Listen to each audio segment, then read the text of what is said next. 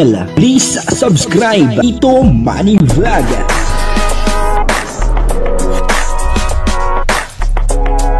Payagan po si Tito Manny Vlog na mag-reactor para pambiling gamot sa kanya pong karamdaman. Wala man siyang records ng ng away. Kalingap, support po ng channel ni Tito Manny, isang reaction po ng Kalingap, reactionist. Support po natin. Sa may hindi pa po nakasubscribe ng kanyang channel, mag-subscribe po natin si Tito Manny Vlog. Ayun, thank you. Thank you. Kalingap Mikoy, kinilig doon sa chat ni Krista. Papanoorin po natin yung video at alamin po natin kung bakit kinilig ng sobra itong si Kalingap Mikoy doon po sa chat ni Krista. At bago po yan, siyempre ako muna po bumabati sa inyo lahat ng magandang umaga, magandang tanghali at magandang gabi sa inyong lahat mga kapatid, kung saan man kayo ng panig ng mundo naroroon ngayon, ay mag-iingat kayo palagi at nakapagpalain kayo ng ating Panginoon. Maraming salamat din po sa patuloy na tumatangkilik sa aking YouTube channel at nanonood sa aking video reaction. Patuloy lang po natin suportahan sila Kuya Bal Santos Matubang, Kalingap Rob at Edna Vlog, Jack Tapia at yung mga kasamahan ko po sa Karepa. Ganun din po yung Team Views at yung mga charity vlogger na Kalingap partner. Ito po yung video na kung saan ay talagang sobrang kinilig etong si Kalingap Mikoy doon po sa chat ni Krista. Grabe papanoorin po natin yung video at ang kabuuan po ng video ito ay mapapanood po natin sa YouTube channel ni Kalingap Mikoy. Portahan po natin Kalingap Mikoy. Yo, Tita Se. Wala na, may nauuna, Krista Jane. Ang galing ninyong dalawa, Krista. I love it. Larry Castilla. Kay Crystal lang si Mikoy. Bro, Mikoy, dahil doon yung nagkaroon ng Team Milk International. Yun. Kaya nga po dahil doon ang cute din ng name nyo, madaling tandaan. Mikoy, crush ka doon ni Bibi Krista. Nasaan yung comment kung crush ako niyan? Sino, Atif? Crush mo, hindi naman ako Cristiano na ba? Krista, please comment, miss mo na ba ako? Sige na yun na nga lang. Ang hirap yata sa'yo mag-type ng nahabaan ka yata sa miss na kita. Comment ka na lang ng yes. Pag tinanong kita, Krista, miss mo na ba ako?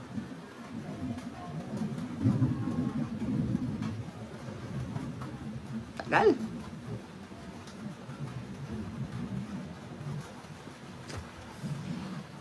Oo ata. Pambihirang comment yan. Ay, pati pinagpapawi, Krista. Parang pinaano na, parang nakahatsit si Krista. Sasabihin mo ba hindi? Parang ganun yung dating may nag-comment kasi, Krista? Magko-comment ka ba hindi? Oo, pero may ata. Yun? Di sure? Pambihira. RN Nogs Greco. Hello, shoutout po. Kinikilig ay Twins Corner. Hindi ako kikiligin sa oo ata. Sino kikiligin doon? Hindi sigurado. Sumilip si mama. Ba't daw ang ingay ko? Nandito na nga ako sa kwarto kasi sabi ko, Miss. Ayan na, nag-comment na.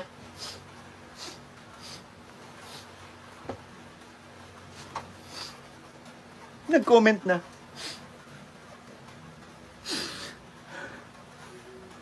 Nag-comment na talaga. Ay! Screenshot ko to. I-wallpaper ko. Nag-comment na. Tama na. Maraming salamat po. Sa lahat na nandito, maraming salamat po. Nag-comment na ang Krista na miss na ako. Okay na po yun. Bye-bye. Ay, buti na lang may nagpakulay. Hindi, kinancel ko yung ko. Shoutout sa Team Milk International. Hindi na kami makahintay sa part 12. Ito na po yung part 12. Ito na po yung part 12. Wala na pong abangan. Ito na yung part 12.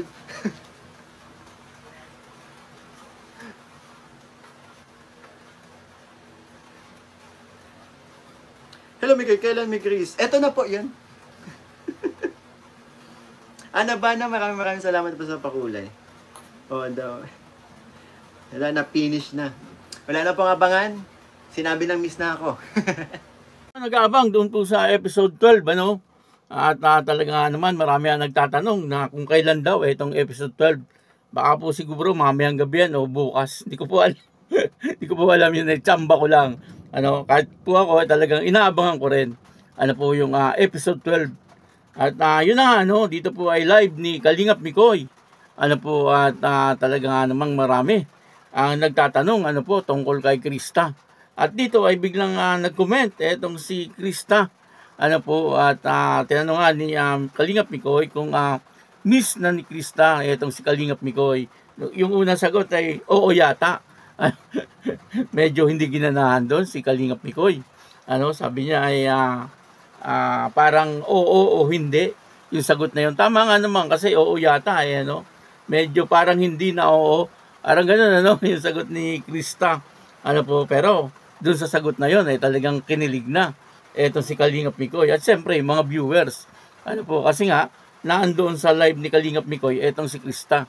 Kaya tinanong uli ni Kalingap Mikoy, sabi niya ay gusto niya ay yung siguradong sagot. At yun na nga, bandang huli ay sumagot itong si Krista. Ang sabi niya ay talagang namimiss niya etong si Kalingap Mikoy. Yun naman po ay hindi po namimiss dahil mahal niya etong si Kalingap Mikoy na para bang magiging boyfriend niya. Hindi po ganun. Namimiss niya po siyempre dahil po medyo ilang araw na rin na hindi po sila nakakapag-shooting. At magkuya lang. Ang turingan ng dalawang ito. Hindi ko rin po alam kung aabot po doon sa ibang klaseng relasyon. Pero para sa akin na hindi pa pwede kasi bata pa po itong si Krista. Sa teleserye siguro pwede kasi teleserye lang naman yan Wala naman pong problema pagdating sa teleserye, di po ba? Sa mga pelikula nga, marami po na talagang napakabata pa ng babae at medyo maedad na yung lalaki. Kasi pelikula yon. Parang ganito rin, teleserye. Kumbaga ay parang pampagood vibes lang po, doon po sa mga nanonood at doon po sa sumusubaybay sa My Chris. Kaya huwag po natin bigyang kahulugan, yung pong pagkakasabi ni Krista ng ganon.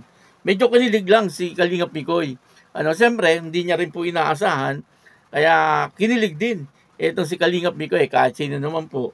Kahit na po bata pa si Krista, napakaganda naman ni Krista. Tapos sinabi niya pa, namimiss niya itong si Mikoy. Siyempre, natural lang yon sa isang lalaki na kiligin. Pero wala pong pakahulugan yun. Ito pong My Chris ay hindi po love team to. Tandem, tandem po ito. At yan po ay pampagood vibes lang sa mga tao. Baka po mamaya ay isipin love team. At gawin na namang makatotohanan na hindi po. Ito po ay talagang sa teleserye lang. At kahit naman po siguro sa tunay na buhay ay maayos naman ang relasyon nilang dalawa. Nakikita nga natin sa mga behind the scene na nagkukulitan nga silang dalawa. Yan naman po kasi tandem nga po sila Kumbaga ay malapit po yung loob nila sa isa't isa. At nakakatuwa naman kung ganoon. Siyempre ay yung pagiging matalik ng magkaibigan ay normal po 'yon sa mga tao. Kahit sino naman meron namang matalik na kaibigan Kahit po ako may matalik po akong kaibigan. Dalawa isang lalaki at saka isang babae. Yan po ay pareho kong matalik na kaibigan. Parang ganun lang. At kapag po ako ay binabati nila or tinatawagan nila, siyempre tuwan-tuwa po ako. Parang ganun din ang nararamdaman ni Kalingap Mikoy. Kaya sana yung mga isip diyan na medyo hindi maganda yung isip ay ay wag niyo na pong ibas itong My Chris. Ito ay tandem lang. At kung sakaling may kiligan ay natural po 'yun.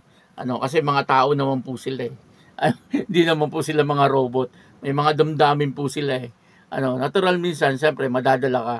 Lalo na sa kantahan siyempre kapag seryoso yung iyong pagkanta, siyempre talagang madadala ka. At mararamdaman mo yung iyong kinakanta. At siyempre yung nakikinig ay ganun din. Yung pakiramdam niya ay para sa kanya talaga yung kantang iyon. Kaya kinikilig din. Ano po, parang ganun lang ano. Pero yan po ay maliwanag na parang magkuya lang. Ano po sa tunay na buhay. Ano, kung medyo makakapaghintay si Kalingap Mikoy, ano, at etong si Krista ay umidad na ng nasa tamang edad, bakit naman po hindi? Pwede naman po 'yun. Di po ba?